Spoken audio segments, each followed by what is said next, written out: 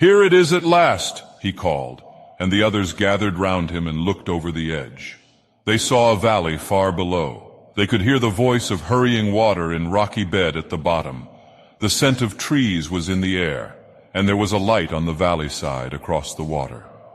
Bilbo never forgot the way they slithered and slipped in the dusk down the steep zigzag path into the secret valley of Rivendell. The air grew warmer as they got lower, and the smell of the pine trees made him drowsy, so that every now and again he nodded and nearly fell off, or bumped his nose on the pony's neck. Their spirits rose as they went down and down. The trees changed to beech and oak, and higher was a comfortable feeling in the twilight. The last green had almost faded out of the grass, when they came at length to an open glade not far above the banks of the stream. It smells like elves, thought Bilbo, and he looked up at the stars. They were burning bright and blue. Just then there came a burst of song like laughter in the trees.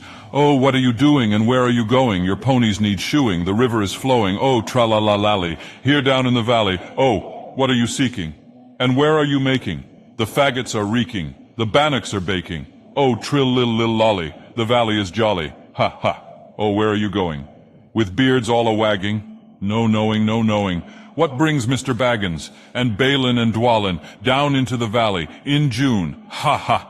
Oh, will you be staying or will you be flying? Your ponies are straying, the daylight is dying. To fly would be folly, to stay would be jolly. And listen and hark till the end of the dark to our tune, ha, ha. So they laughed and sang in the trees, and pretty fair nonsense, I dare say you think it. Not that they would care, they would only laugh all the more if you told them so. They were elves, of course.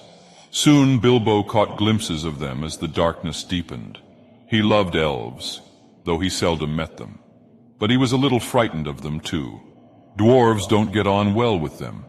Even decent enough dwarves like Thorin and his friends think them foolish, which is a very foolish thing to think, or get annoyed with them. For some elves tease them and laugh at them, and most of all at their beards. "Well, well," said a voice, "just look. Bilbo the Hobbit on a pony, my dear. Isn't it delicious? Most astonishing wonderful." Then off they went into another song as ridiculous as the one I have written down in full. At last one, a tall young fellow, came out from the trees and bowed to Gandalf and to Thorin. "Welcome to the valley," he said. "Thank you," said Thorin a bit gruffly. But Gandalf was already off his horse and among the elves, talking merrily with them. "You are a little out of your way," said the elf. "That is, if you are making for the only path across the water and to the house beyond. We will set you right, but you had best get on foot until you are over the bridge. Are you going to stay a bit and sing with us, or will you go straight on? Supper is preparing over there," he said. "I can smell the wood fires for the cooking." Tired as he was, Bilbo would have liked to stay a while. Elvish singing is not a thing to miss in June under the stars, not if you care for such things.